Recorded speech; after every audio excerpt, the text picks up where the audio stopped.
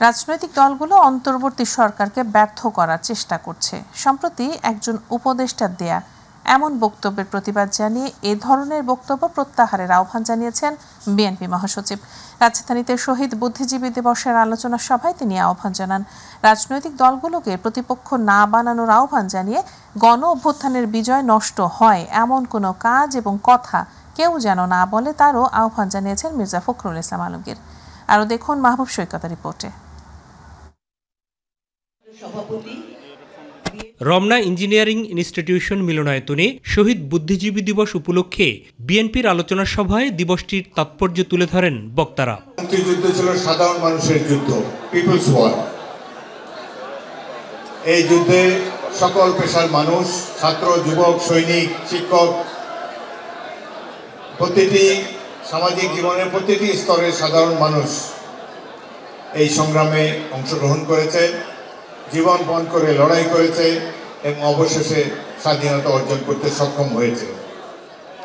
সভাপতির বক্তব্যে সাম্প্রতি রাজনৈতিক দলগুলো নিয়ে অন্তর্বর্তী সরকারের এক উপদেষ্টার কথার প্রতিক্রিয়া জানান বিএনপি মহাসচিব। সবাই মিলে এই সরকারকে আমরা দায়িত্ব দিয়েছি, ওই সরকারকে দায়িত্ব দিয়েছি যে তারা আমাদের জন্য একটা পরিবেশ তৈরি করবে, এই রাষ্ট্রকে মোটামুটিভাবে একটা নির্বাচনমুখী করে নির্বাচনের দিকে নিয়ে গিয়ে নতুন একটা রাষ্ট্র করবার সুযোগ করে দেবে।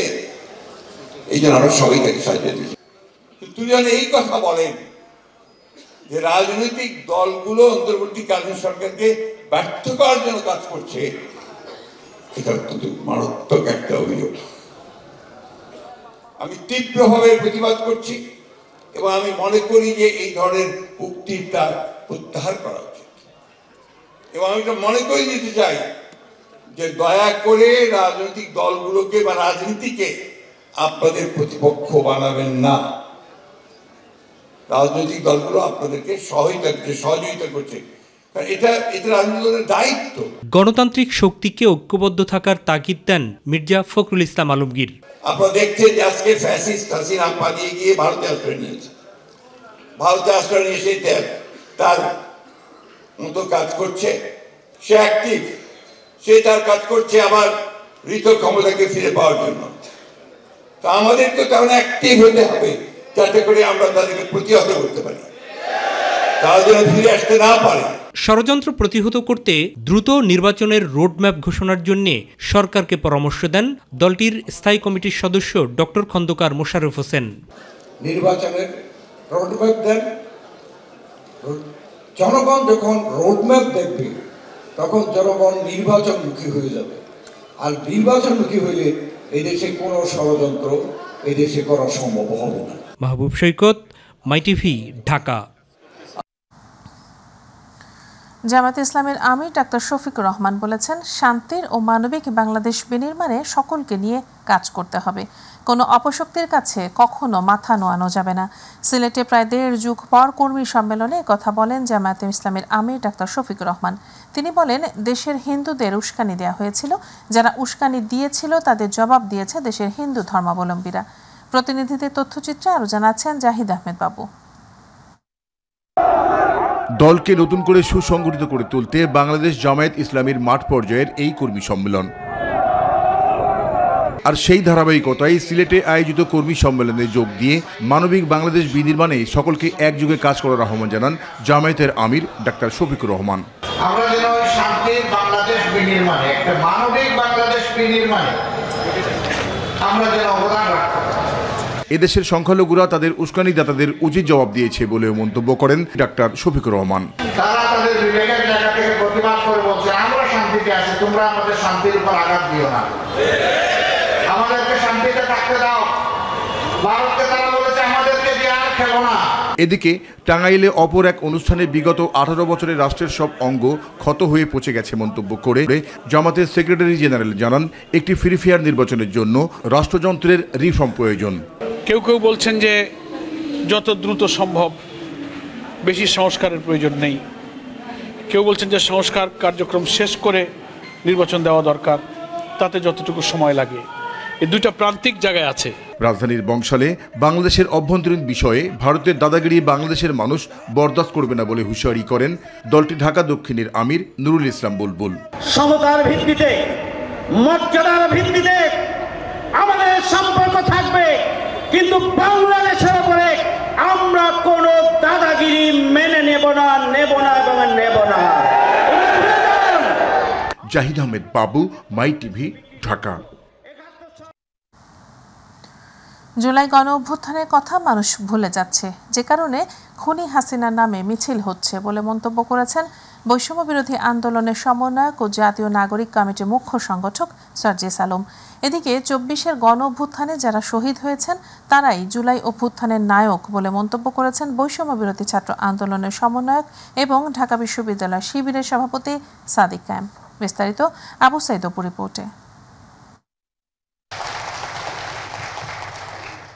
আমরা সবাই চাপাইবাসী, স্বপ্ন করি ফোটাই হাসি, এই প্রতিপাদকে সামনে রেখে রাজধানীর ডিপ্লোমা ইঞ্জিনিয়ার্স ইনস্টিটিউটে চাঁপাইনবাবগঞ্জ ফোরাম আয়োজন করে প্রীতি সমাবেশের। এত উত্তপ্ত হয়ে গেছিল যে কোনো অঘটন ঘটে যেতে পারত। সমাবেশে অংশ নিয়ে বৈষম্য বিরোধী ছাত্র আন্দোলনের সমন্বয়ক ও ঢাকা বিশ্ববিদ্যালয় শিবিরের সভাপতি সাদিক কায়েম বলেন, ২৪-এর গণ অভ্যুত্থানে যারা শহীদ হয়েছেন তারাই জুলাই অভ্যুত্থানের নায়ক। যতদিন পর্যন্ত কাঙ্ক্ষিত লক্ষ্য পূরণ হবে না ততক্ষণ পর্যন্ত মাঠে থাকবেন তারা। শহীদদের যে আকাঙ্ক্ষা ছিল সে আকাঙ্ক্ষা বাস্তবায়ন হওয়ার আগ পর্যন্ত আমরা আমাদের লড়াই চালিয়ে যাব। আগামী দিনে আমাদের যে নেতৃত্ব আমরা চাই, সব নেতৃত্ব, আপনারা আশা করি সেই জায়গায় সব নেতৃত্বকে বাছাই করবেন। এরপর কথা বলেন ছাত্র জনতা গণ অভ্যুত্থানের অন্যতম সমন্বয়ক এবং জুলাই স্মৃতি ফাউন্ডেশনের সাধারণ সম্পাদক সার্জিস আলম। এ সময় তিনি বলেন, বাংলাদেশের মানুষ জুনের ৫ তারিখ থেকে আগস্ট ৫ তারিখ পর্যন্ত সব স্মৃতি ভুলে যেতে শুরু করেছে। খুনিরা এখনও বিদেশে বসে ভার্চুয়াল সমাবেশে স্লোগান দেয়, যা বিশ্ব দরবারে বেমানান এবং হাস্যকর। কিন্তু সবচেয়ে কষ্টের কথা হচ্ছে আমরা বাংলাদেশের অধিকাংশ মানুষ এখন জুন ৫ থেকে শুরু করে অগস্ট ৫ এই সময়টা ভুলে যেতে বসেছি যে এই বাংলাদেশে আমরা এখনই একজন খুনির নাম দিয়ে আবার স্লোগান দিই, একজন খুনির নাম দিয়ে আবারও দেয়ালে লিখন হয়, একজন খুনির নাম দিয়ে আবারও দেশের বাইরে থেকে অনলাইনে শত শত মানুষ ভিডিও কনফারেন্সে যুক্ত হয়।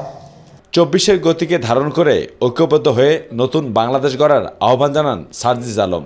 বলেন, জুলাই আগস্ট গণ অভ্যুত্থানের পর চাঁদাবাজি, মিথ্যা মামলা, নির্যাতন বেড়েছে। এছাড়াও বিগত সরকারের শাসনামলে উত্তরাঞ্চলের উন্নয়নের ছোঁয়া লাগেনি বলেও কঠোর সমালোচনা করেন সার্জিস। বিগত ১৬ বছরে তো আমরা শোষিত হয়েছি, যেই জায়গায় আমাদের যাওয়ার আমাদের মিনিমাম আমরা ডিজার্ভ করতাম, আমরা সেই জায়গায় যেতে পারিনি।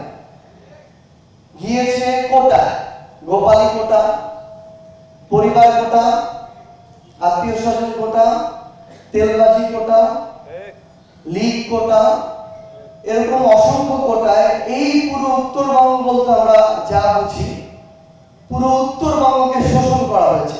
আর ঢাকা মহানগর দক্ষিণের জামাতের আমির নুরুল ইসলাম বুলবুল বলেন, যাদের রক্তের বিনিময়ে বাংলাদেশের নতুন প্ল্যাটফর্ম তৈরি হয়েছে তা ধরে রাখতে হলে ফ্যাসিস্ট সরকারের পেতাত্তাদের কবর রচনা করতে হবে। দেশের ভেঙে পড়া যে সার্বিক ব্যবস্থাপনা তাকে তুলে আনার জন্য যে কার্যক্রম, সেই কার্যক্রম নিয়ে তাদের যখন সবচেয়ে বেশি ব্যস্ত থাকার কথা, তখন মুহূর্তে মুহূর্তে, রাত নাই দিন নেই, পাগলের মতো তারা ছুটে ফিরছেন ওই পতিত স্বৈরাচার ফ্যাসিস্ট শেখ হাসিনার পেতাত্তারা, যারা এখনো নতুন করে বাংলাদেশকে উত্তপ্ত করে তোলার মধ্য দিয়ে ঘোলাবাড়িতে মাছ শিকারের চেষ্টা করছেন। আবু সাইদ অপু, মাই টিভি, ঢাকা। গণসংহতি আন্দোলনের প্রধান সমন্বয়কারী জুনায়েদ সাকি বলেছেন, এই সরকারকে ব্যর্থ হতে দেওয়া যাবে না, ব্যর্থ হওয়ার কোনো সুযোগ নেই। কথিত ফ্যাসিস্টরা ভারতে পালিয়ে গিয়ে সেখান থেকে ষড়যন্ত্র করছে।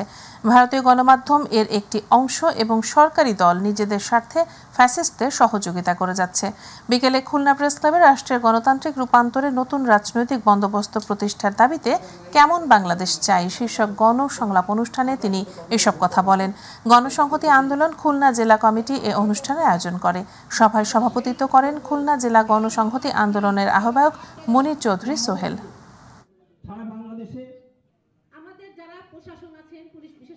এই সরকারকে ব্যর্থ হতে দেওয়া যাবে না, এই সরকারের ব্যর্থ হওয়ার কোনো সুযোগ নেই। এইটা আমাদের সরকারেরও মনে রাখা দরকার, আমরাও সকলে এটা মনে রাখা দরকার। কারণ এই সরকারের সাফল্য মানে আমাদের সম্মিলিত স্বপ্নের বাস্তবায়ন। পতিত ফ্যাসিস্টরা ভারতে পালিয়ে গিয়ে সেখান থেকে ষড়যন্ত্র করছে, আর ভারতের গণমাধ্যমের একটা অংশ এবং তাদের এমনকি সরকারে যে দল আছে বিজেপি, তারা তাদের নিজেদের স্বার্থে এই পতিত ফ্যাসিস্টদেরকে সাহায্য করে যাচ্ছে। শীতের তীব্রতা শুরু হয়েছে দেশের বিভিন্ন প্রান্তে। সর্ব উত্তরের জেলা পঞ্চগড়ে তেঁতুলিয়ায় সারা দেশের সর্বনিম্ন তাপমাত্রা 8.4 ডিগ্রি সেলসিয়াস রেকর্ড করেছে আবহাওয়া অধিদপ্তর, যা চলতি মৌসুমে সবচেয়ে কম। শীতকাল শুরুর আগেই হিমালয় কন্যা খ্যাত উত্তরের এই জনপদে বইতে শুরু করেছে মৃদু শৈত্যপ্রবাহ।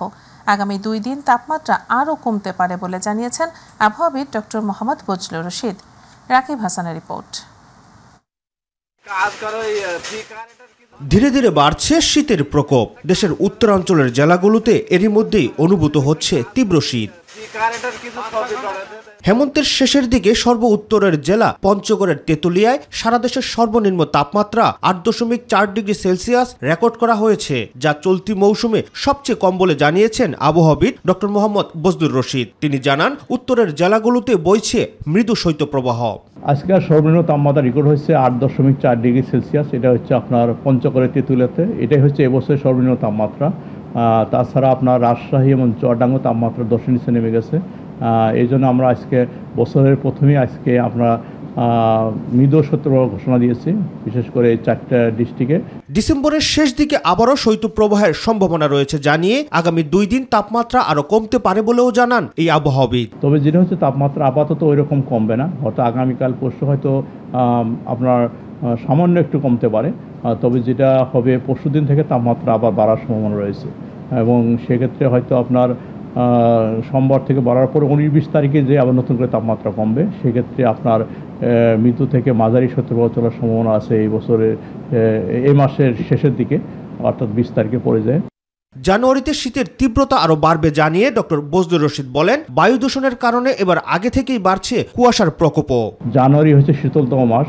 বেসিক্যালি জানুয়ারিতে শীত অনেক তাপমাত্রা অনেক কমে যায়, আর সেক্ষেত্রে হয়তো অনেক জায়গায় মৃদু থেকে মাঝারি এবং দেশের উত্তর অঞ্চল এবং পশ্চিম অঞ্চলে মাঝারি থেকে তীব্র আকারে শৈত্যপ্রবাহের সম্ভাবনা আছে। এটা জানুয়ারিতে 40 বছর ডাটা অ্যানালিসিস করে দেখা গেছে সিগনিফিক্যান্ট হারে আপনার ডে টেম্পারেচার কমে যাচ্ছে শীতকালে, এবং এটা খুবই অ্যালার্মিং ইস্যু যে আপনার সানশাইন আওয়ার কমে যাচ্ছে।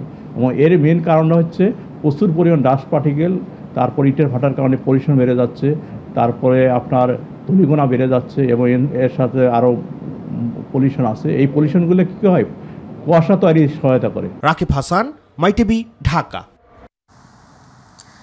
দাম বাড়ার পর কিছুটা স্বাভাবিক হতে শুরু করেছে ভোজ্য তেলের সরবরাহ, তবে তা পর্যাপ্ত নয় বলে জানালেন বিক্রেতারা। দাম বাড়ার তালিকায় এবার যুক্ত হয়েছে চাল। সব ধরনের চিকন চাল কেজি প্রতি 4 থেকে 5 টাকা বেড়েছে। কমেছে আলু, পেঁয়াজ সহ সব ধরনের সবজির দাম, তবে মৌসুম হিসেবে দাম এখনো বাড়তি বলে অভিযোগ ক্রেতাদের। রাজধানীর বাজার পরিস্থিতির খবর জানাচ্ছেন SM তানবীর। গেল কয়েক সপ্তাহ ধরে বাজারে সরবরাহের সংকট ছিল ভোজ্য তেলের। প্রতি লিটারে 8 টাকা দাম বৃদ্ধির পর শুক্রবার থেকে কিছুটা স্বাভাবিক হতে শুরু করেছে সয়াবিন তেলের সরবরাহ। তবে তা চাহিদার তুলনায় অপ্রতুল বলে জানালেন বিক্রেতারা। কেজিতে 4 থেকে 5 টাকা বেড়েছে সব ধরনের চিকন চালের দাম। দাম বৃদ্ধির কারণ হিসেবে মিল মালিকদের দুষছেন বিক্রেতারা। কালকে ছিলই না, আজকে ফেরেশালারা আনছে মোটামুটি পর্যাপ্ত পরিমাণ। 840 করে নিতেছে তারা, বডি রেট 852, সব 5 লিটার, 1 লিটার 2 লিটার নাই। মানে তেল বেশি আইছে আপনি চালের দাম বাড়তি বস্তা তো আমরা 150-200 টাকা বাড়ছে মিনিকেট চিকন চালের দাম বাড়লো কেন চিকন চালের দাম একমাত্র বলতে পারবো মিলাররা এছাড়া আমি আর কিছু বলতে পারছি না স্বস্তির খবর দিচ্ছেন আলু পেঁয়াজ সহ সবজি বিক্রেতারা ইন্ডিয়ান 80-85 চলে দেশি 80-85 চলে পুরান আলু 65-70 মিলায় ব্যস্ত আছি নতুন 70-65 বেচা বাজারে প্যাকেটজাত চিনি কেজি প্রতি 10 টাকা কমে বিক্রি হচ্ছে 125 টাকায় তবে ক্রেতাদের অভিযোগ দাম কমলেও এখনো সবকিছুর দাম বাড়তি রয়েছে যে পরিমাণ কমার কথা সেই পরিমাণ কমেনি কিন্তু কিছু কিছু জিনিসের দাম বেশি আলু কমেনি পেঁয়াজের দাম বেশি আছে এখনো চালের দামও বেশি ডালের দাম বেশি আমরা গরিব মানুষ গার্মেন্টসে চাকরিরা কি কম রুম ভাড়া দেই তারপরে খাই সব কিছু দাম বেশি আমরা তো ফুলারা বেতন কমে তো আমরা সংসার চালাইতে পারি না অনেক কষ্ট হয়ে যায় অপরিবর্তিত রয়েছে মাছ মাংস মুরগি সহ অন্যান্য নিত্য প্রয়োজনীয় পণ্যের দাম এস এম তানবীর মাই টিভি ঢাকা পিলখানা হত্যা মামলায় কারাভোগকারী বিডিআর সদস্যদের অবিলম্বে মুক্তির দাবি জানিয়েছে বিডিআর কল্যাণ পরিষদ সকালে জাতীয় প্রেসক্লাবে আয়োজিত সংবাদ সম্মেলনে বিজেপির নাম পুনরায় বিডিআর করা সহ 8 দফা দাবি জানান সংগঠনের নেতারা এ সময় পিলখানা হত্যা ইস্যুতে অন্তর্বর্তী সরকার নিশ্চুপ কেন এমন প্রশ্নও রাখেন তারা রাকিব হাসানের আরেকটি রিপোর্ট 2009 সালে বিডিআর বিদ্রোহ এবং পিলখানা হত্যাকাণ্ডের সাথে জড়িত থাকার অভিযোগে কারাভোগের পরও এখনো কারাগারে আটক রয়েছেন 278 জন অবিলম্বে বন্দীদের মুক্তির দাবিতে বিডিআর কল্যাণ পরিষদের এই সংবাদ সম্মেলন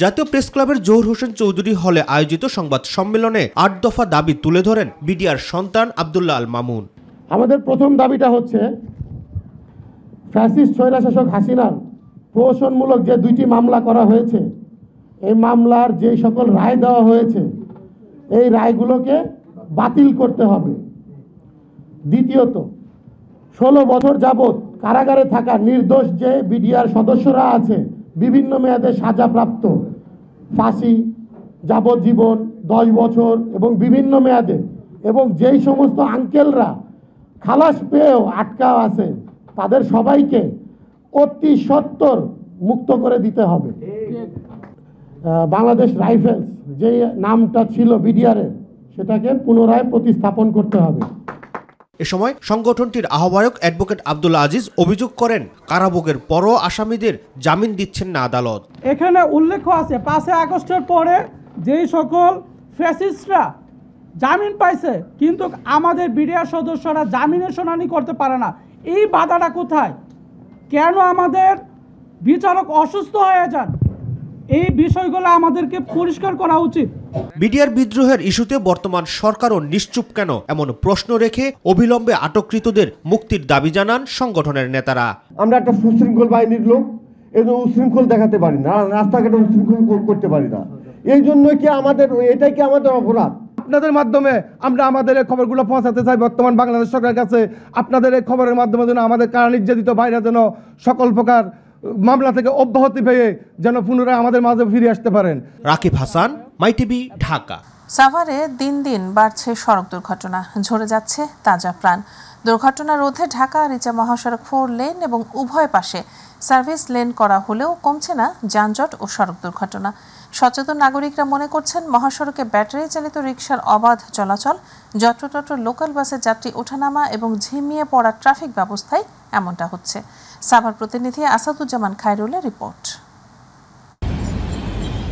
গত 1 মাসে সাভার থানার অধীনেই মহাসড়কে দুর্ঘটনায় প্রাণ হারিয়েছেন 15 জন গত মাসে গড়ে প্রতি 2 দিনে একটি করে প্রাণ ঝরেছে সাভার মহাসড়কে লাইনে বাস হয়েছে সামনে থেকে মাইরে দিছে উল্টে পড়ে গেছিল এমন একটা জায়গা এখানে এদিক ওদিক থেকে আসা লাগে আচ্ছা আমরা যাওয়ার সময় সাবধানে যাবনি রিক্সা গিলা উল্টা গিয়ে আরো বেজাল বাজায় আর কি লোকাল বাসগুলোর যত্রতত্র থামানো লেন না মেনে মহাসড়কে যাত্রী ওঠানামা সাথে ব্যাটারি চালিত অটোরিকশার কোনো কিছুর তোয়াক্কা না করে উল্টো পথে চলাচলের ফলেই এমন দুর্ঘটনা বাড়ছে বলে মনে করেন সচেতন নাগরিক সমাজ যানবাহনের শৃঙ্খলা আনার জন্য আরো আন্তরিক হতে হবে এবং যারা আমরা পথচারী আমরা আমাদেরও দায়িত্বশীল হতে হবে দ্রুত মহাসড়কে ব্যাটারি চালিত রিকশা চলাচল নিয়ন্ত্রণ করা ট্রাফিক ব্যবস্থা আরও কার্যকর এবং যাত্রী ও চালকদের সতর্কতা না বাড়ালে সড়ক দুর্ঘটনা কমবে না বলে মনে করেন নিরাপদ সড়ক আন্দোলনের কর্মীরা প্রতিদিন যেগুলো হচ্ছে এগুলো কোনো কেস মামলা হয় না, এগুলো কিন্তু ডাটার বাইরেই থেকে যায়। এটা আমরা কালেকশন করি, তো আমরা ধারণা করছি মোটামুটি এভারেজে একটা করে প্রতিদিন মৃত্যু হচ্ছে বা কম বেশি। মহাসড়কে দুর্ঘটনা রোধে কাজ করছে দাবি করেছে হাইওয়ে প্রশাসন, চেষ্টা করছে যাত্রীসহ চালকদের ট্রাফিক আইন মেনে চলাচল করাতে। এসব যেন ঘটনা না ঘটে আমরা আমাদের সাধ্য অনুযায়ী চেষ্টা করি। জনগণের প্রতি আমাদের আহ্বান থাকবে তারা যেন ট্রাফিক রুলস মেনে গাড়ি চালায়। সাভারে সড়কগুলোতে দুর্ঘটনার সংখ্যা দিন দিন বেড়েই চলছে। ঝরে যাচ্ছে তাজা প্রাণ এবং বাড়ছে লাশের মিছিল। হঠাৎ করে ধ্বংস হয়ে যাচ্ছে একটি পরিবার। এরকম অনাকাঙ্ক্ষিত মৃত্যু কারোরই কাম্য নয়। তাই অতিসত্বর ঝিমিয়ে পড়া এই ট্রাফিক ব্যবস্থাকে চালু করে প্রয়োজনীয় ব্যবস্থা গ্রহণ করবেন কর্তৃপক্ষ, এমনটাই আশা করছেন সাভারের জনগণ এবং ভুক্তভোগীরা। আসাদুজ্জামান খায়রুল, সাভার, মাই টিভি। দ্রোহ আর প্রেমের কবি হেলাল হাফিজ মারা গেছেন। শুক্রবার শাহবাগের সুপার হোম হোস্টেল থেকে তার মরদেহ উদ্ধার করা হয়। ইন্না লিল্লাহি ওয়া ইন্না ইলাইহি রাজিউন। কবির মরদেহ বাডেম হাসপাতালে রাখা হয়েছে। শনিবার বাদ জোহর জাতীয় প্রেস ক্লাবে তাঁর জানাজা অনুষ্ঠিত হবার কথা রয়েছে। কবি হেলাল হাফিজ 1948 সালের 7 অক্টোবর নেত্রকোনার আটপাড়া উপজেলার বড়তলী গ্রামে জন্মগ্রহণ করেন। কবি হেলাল হাফিজ অনেকটা বোহেমিয়ান জীবন কাটালেও সাংবাদিকতাকে পেশা হিসেবে বেছে নিয়েছিলেন। কবি হেলাল হাফিজের লেখালেখি সূচনা 60-এর দশকের উত্তাল সময়। এখন যৌবন যার মিছিলে যাবার তা শ্রেষ্ঠ সময়। 69-এর গণ অভ্যুত্থানের সময় তার রচিত কবিতা নিষিদ্ধ সম্পাদকীয়র এই পংক্তি দুটি বাংলাদেশের স্বাধীনতা আন্দোলনে যেমন তেমনি এখনও প্রেরণা জুগিয়ে চলেছে প্রতিটি গণতান্ত্রিক আন্দোলনে। তার প্রথম কাব্যগ্রন্থ যে জলে আগুন জ্বলে প্রকাশিত হয় দেশ স্বাধীন হওয়ারও অনেক পরে 1986 সালে। মিরপুর শেরেবাংলা জাতীয় স্টেডিয়ামে প্রদর্শিত হলো আইসিসি চ্যাম্পিয়ন্স ট্রফি। তবে সেখানে ছিলেন না ক্রিকেটাররা। এনসিএল এবং জাতীয় দলের খেলা থাকায় ফটো সেশনে অংশ নিতে পারেননি তারা। সূচি অনুযায়ী গণমাধ্যম কর্মী ও বিসিবির কয়েকজন কর্মকর্তা ট্রফির সাথে ফটো সেশন করেন। বেলা 3টার দিকে শেষ হয় ট্রফি প্রদর্শনী। 5 দিনের সফর শেষে আজ রাতেই বাংলাদেশ ত্যাগ করার কথা চ্যাম্পিয়ন্স ট্রফির। আগামী 15 থেকে 22 ডিসেম্বর দক্ষিণ আফ্রিকা ভ্রমণ করবে ট্রফিটি। এরপর অস্ট্রেলিয়া, নিউজিল্যান্ড ও ইংল্যান্ড ঘুরে ট্রফি যাবে ভারতে।